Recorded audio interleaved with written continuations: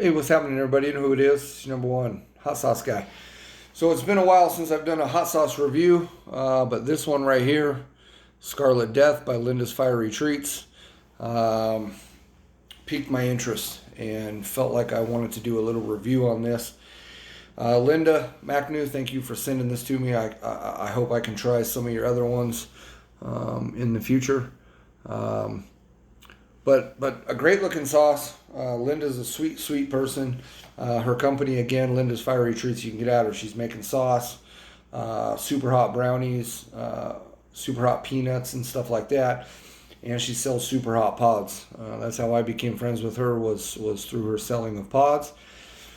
And what piqued my interest with her pods was she just had a large variety. And of that variety, there was quite a few that I hadn't tried yet. So I bought a few boxes of pods off her, and they were super hot. Now, we'll get at what's in this, but one of the peppers in this, and one of the large amounts of peppers in this, is the Naga Viper. And that pepper, you can look back at the video, it tore me up pretty good. It was a hot pepper. I wasn't expecting that. That was the first Naga Viper I'd ever eaten, and it was extremely warm. So again, it's hard to see, but it's got a great coloration, almost blood-like, a little bit orange coloration to it. Not overly thick, but you can see there are some seeds and possible pulp and different things in there. Man, it's just a terrible review for a picture, but they're in there.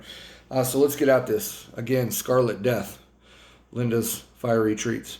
Red Super Hots, pomegranate juice, vinegar, onion, sugar, garlic, salt, and pepper. And that's it. Rocky Meadow Farms, Glen St. Mary, Florida. So she only made 12 bottles of this, so extremely small batch. Of the 12 bottles, I think she used, I can't remember the amount of super hots used, but it's in a large amount. It almost boiled down to, if you do the math, about 6 super hots per bottle. So if you guys can do that math off the top of your head real quick, that's what it is. Was it 60? I'm not sure, or 80 super hots in a 12 bottle batch. And it just says on there, red super hots. So I asked Linda, what super hots did you use? Of course, all going to be red super hots. And she said the majority of them used in the production was the Naga Viper and scorpion peppers, and a few different variants of the scorpion pepper. The Moruga scorpion, of course. And then some other ones in there. So extremely happy to try this, and kind of wondering how a super hot sauce is going to be with 8 or so. I think there was 8 or 10 different red super hots she used in this.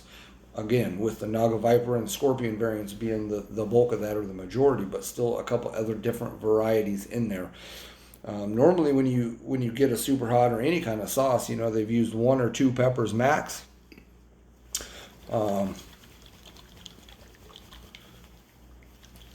From what I understand, or the list she gave me, which I can no longer remember, there's like 8 or 10 different variants in here. Oh, so she got a cap on there.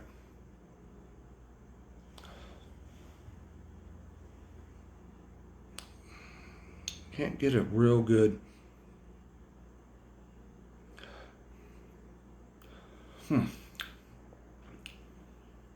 Almost smells like a pizza sauce or an Italian sauce.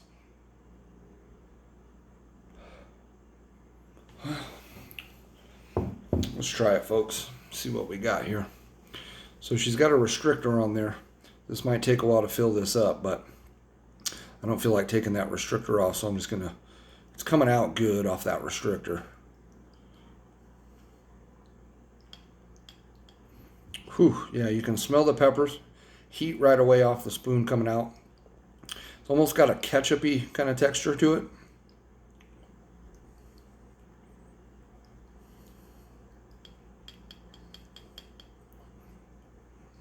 See if we can't get quite a bit of a spoonful here. I'm dropping a little bit now. Let's go with that. It's kind of getting all over the place, but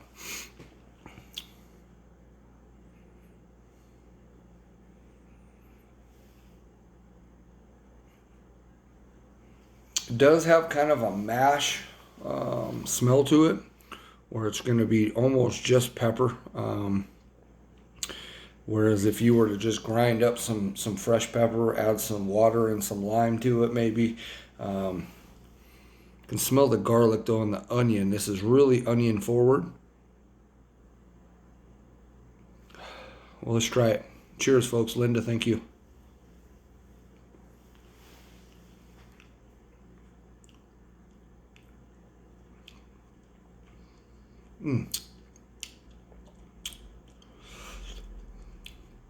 Okay. Wow. Wow.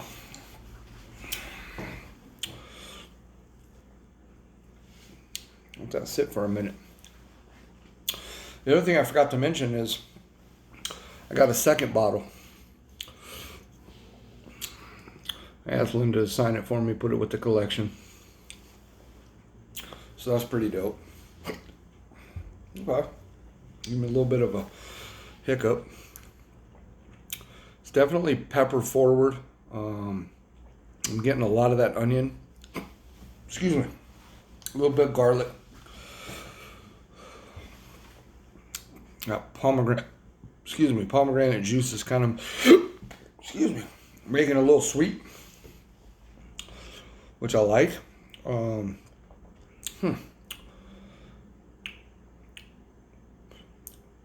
feel like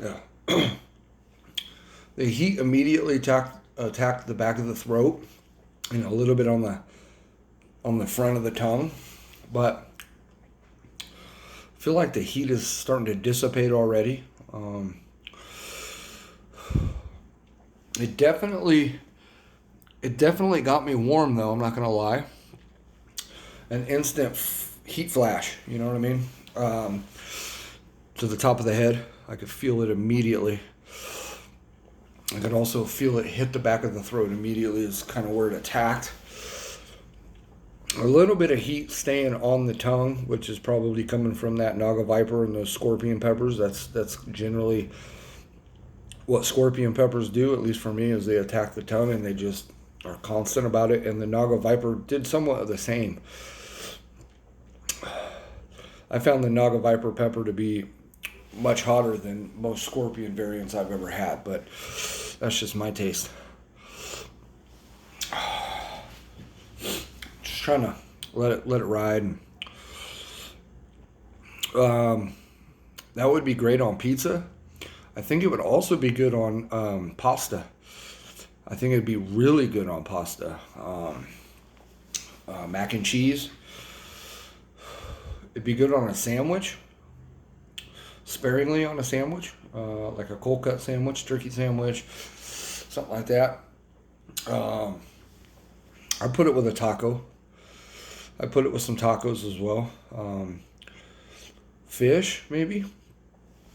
Let's try a little bit more, and then we'll wrap this. But it's super hard. I know the lighting's not good. I should have done better on that. But there are some chunks in there.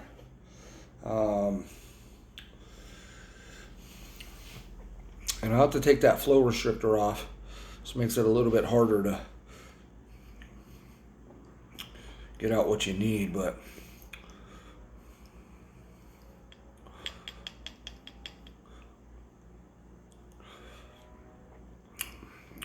you know, even out of the flow restrictor, it's coming out pretty good. I would say the consistency of this sauce, ooh, there's some good seeds in this one. Good chunks coming out in this one now. So again, Scarlet Death, Linda's Fiery Treats. I wish you guys could see it better. It's super hard to do that, but it's got a good blood orange kind of color to it.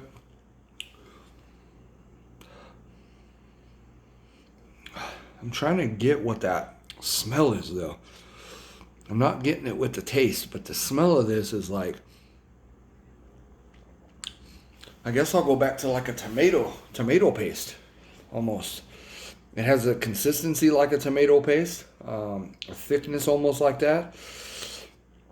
I'd say the thickness on this sauce on my scale for what I like for thickness wise is about a 10. I don't like my sauce too runny, and I don't like it super thick.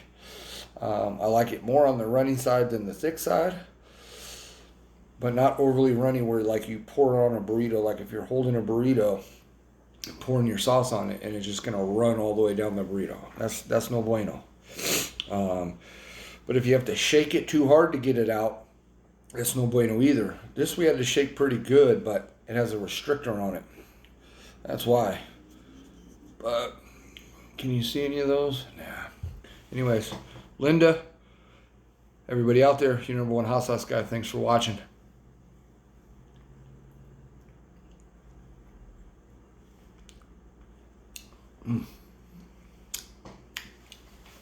The sauce has a good texture to it too.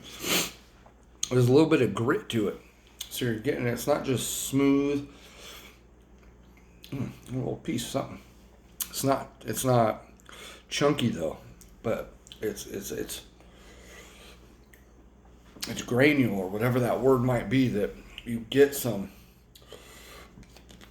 pieces to it and some texture to it. So I love that. That's another 10 probably for me, as far as the texture of the sauce. The color of the sauce, that's a sauce I would buy based on color, right?